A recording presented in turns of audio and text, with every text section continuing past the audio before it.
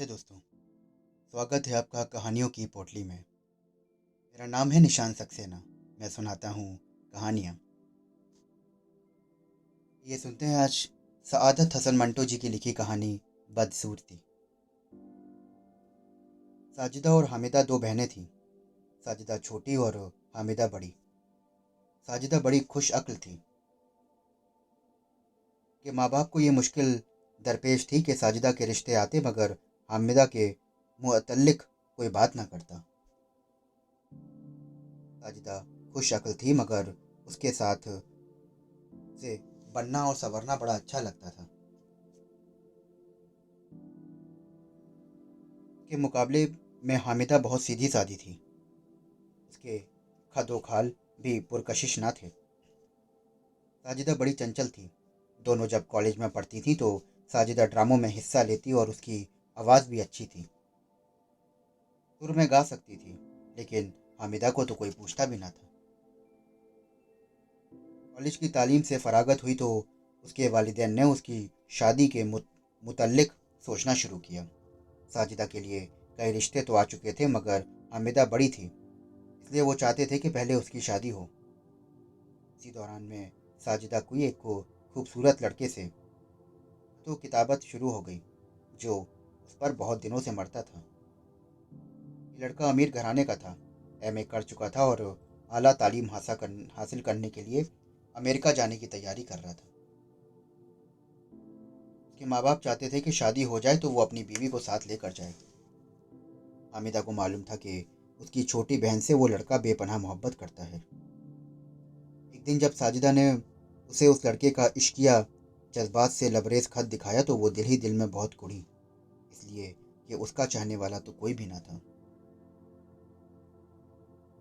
उसने उस खत का हर लफ्ज़ बार बार पढ़ा और उसे ऐसा महसूस हुआ कि उसके दिल में सुइयां चुभ रही हैं। मगर उसने उस दर्द को कर्ब में भी एक अजीब किस्म की लज्जत महसूस की। लेकिन वो अपनी छोटी बहन पर बरस पड़ी। वो बोली कि तुम्हें शर्म नहीं आती कि गैर मर्दों से खतो किताबात करती हो। साजिदा ने कहा कि बाजी इसमें क्या ऐब है। फिर वो चिल्ला पड़ी और बोली, क्या ऐब है? सरासर ऐब है। शरीफ घरानों की लड़कियां कभी भी ऐसे बेहुदा हरकतें नहीं करती। तुम उस लड़के से यानी कि हामिद से मोहब्बत करती हो? उसने कहा कि हाँ।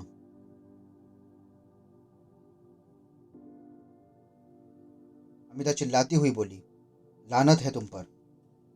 ये सुनकर साजिदा भन्ना गई और बोली कि देखो बाजी, तुम मुझ पर लानतें ना भेजो। मोहब्बत करना कोई जुर्म नहीं। हमीदा चिल्लाई, बोली, मोहब्बत मोहब्बत आखिर ये क्या बकवास है? साजिद साजिदा ने बड़े तंजिया अंदाज में कहा, जो आपके नसीब में नहीं है।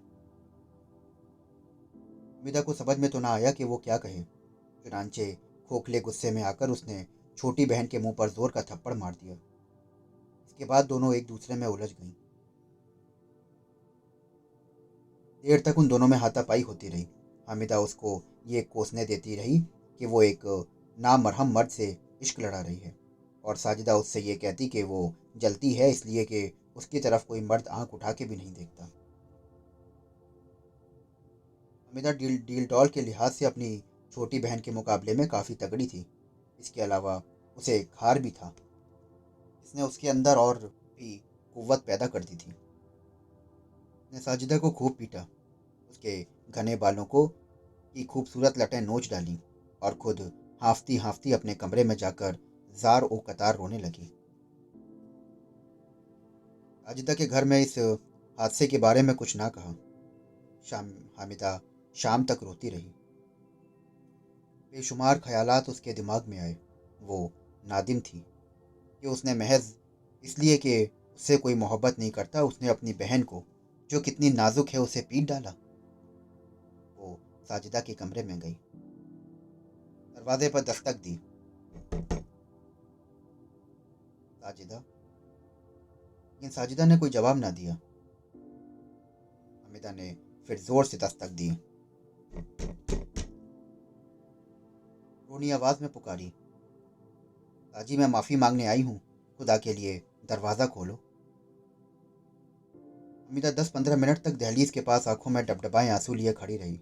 उसे यकीन नहीं था कि उसकी बहन दरवाज़ा खोलेगी, मगर वो खुल गया।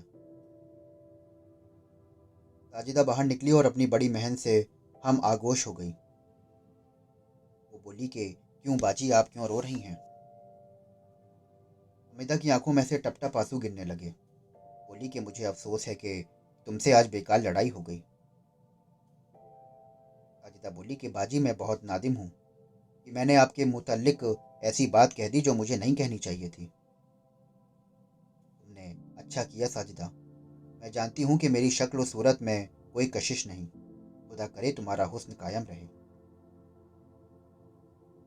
साजिदा रोते हुए बोली कि बाजी, मैं कतअन हसीन नहीं हूँ। अगर मुझ में कोई खूबसूरती है तो मैं दुआ करती हूँ कि खुदा उसे मिटा दे। मैं आपकी बहन हूँ। अगर आप मुझे हुक्म दें तो मैं अपने चेहरे पर तेजाब डालने के लिए तैयार हूँ। मिदा बोली कि कैसी फिजूल बातें करती हो। क्या बिगड़े हुए चेहरे के साथ तुम्हें हामिद कबूल कर लेगा? साजिदा बोली कि मुझे यकीन है। हामिदा आश्चर्य में आके बोली कि तुम्हें किस बात का यकीन है? वो मुझसे इतनी मोहब्बत करता है कि अगर मैं मर जाऊं तो वो मेरी लाश से शादी करने के लिए तैयार होगा। हामिदा फिर चिल्लाई, ये महज बकवास है। साजिदा बड़े मुस्कुराहट भरे अंदाज में बोली कि होगी, लेकिन मुझे उसका यकीन है। आप उसके सारे खत पढ़ती रही हैं। क्या उनसे आपको ये पता नहीं चला कि वो मुझसे क्या पैमान कर चुका है? वो बोली कि साजी, ये सब मत कर। थोड़े वक्फे के बाद उसने लर्जा आवाज में कहा, मैं अहद व पैमान के मुतल्लिक कुछ नहीं जानती, और रोना शुरू कर दिया। उसकी छोटी बहन ने उसे गले लगाया, उसको प्यार किया और कहा कि बाजी, आप चाहें तो मेरी जिंदगी संवर सकती है। पिता ने उसकी तरफ देखा और बोली कि कैसे? उसने कहा कि मुझे हामिद से मोहब्बत है। मैं उससे वादा कर चुकी हूँ कि अगर मेरी कहीं शादी होगी तो वो तुम्ही से होगी। हमीदा बोली कि तो तुम मुझसे क्या चाहती हो?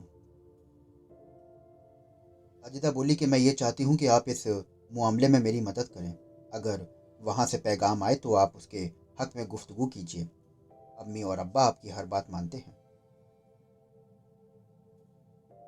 हमीदा बोली, मैं इंशाअल्लाह तुम्हें नाउम्मीद ना करूँगी।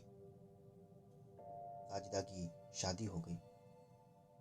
हालांकि उसके वालिदैन पहले हामिद से शादी नहीं करना चाहते थे, क्योंकि वो चाहते थे कि उससे पहले हामिदा की शादी हो, पर मजबूरी थी।